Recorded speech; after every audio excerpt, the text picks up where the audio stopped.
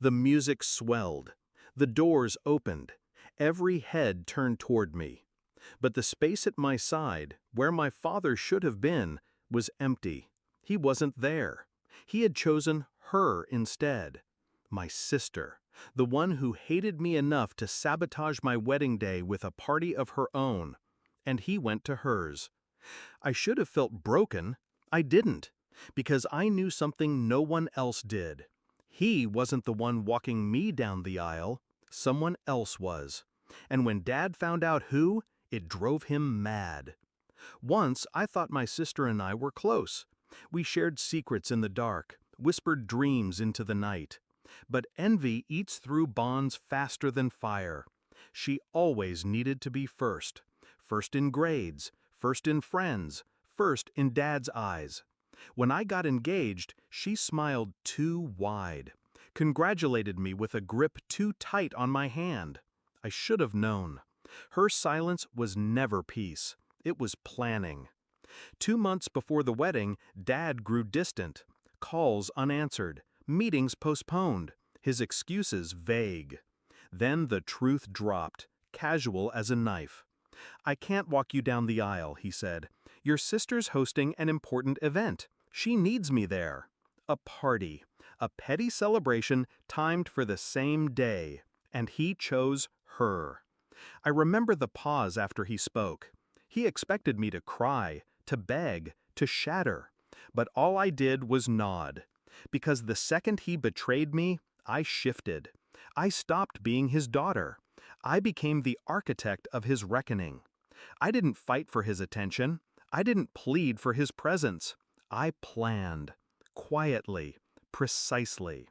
First, I invited someone no one expected. The man my father despised most. The man he once betrayed. The man who had raised me in every way he hadn't. Uncle James. Not by blood, but by loyalty. He was there when Dad wasn't. He was steady where Dad faltered. He was everything a father should be. Second, I made sure Dad would find out. A single text, timed perfectly, delivered during my vows. A photo. James at my side, my hand in his, walking me down the aisle with pride my father never carried. The wedding day came. I wore white, but underneath it, my heart was steel. The music began.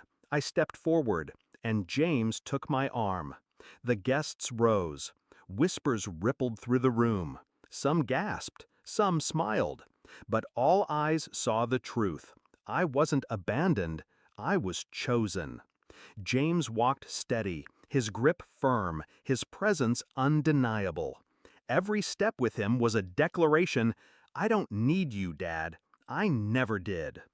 At the altar, I felt the vibration of my phone in my bouquet. A message sent. Delivered.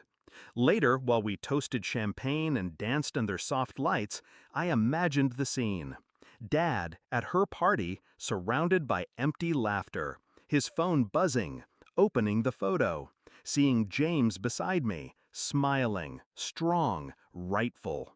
I pictured his face twisting, rage colliding with regret, his control cracking in front of her, the golden child who thought she'd won.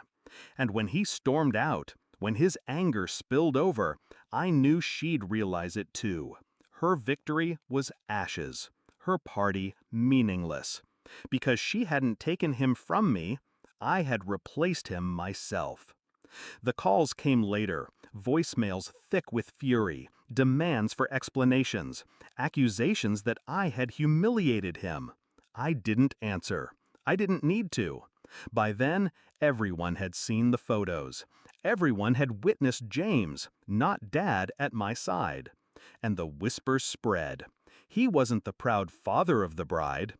He was the father who abandoned her. He had given his role away, and I had taken it from him forever. They thought I would crumble, that a daughter without her father's arm would look small, pitiful, broken. But I stood taller. Because power doesn't come from who abandons you, it comes from who stands beside you when they do. My sister thought she'd stolen my day, but her victory was hollow. because while she clung to his shadow, I walked with the man who deserved the title all along. And Dad, he's still seething, still pacing the ruins of his pride. Because in the end, I didn't just lose a father, he lost a daughter. And that loss, I know, will haunt him far longer than any wedding vow.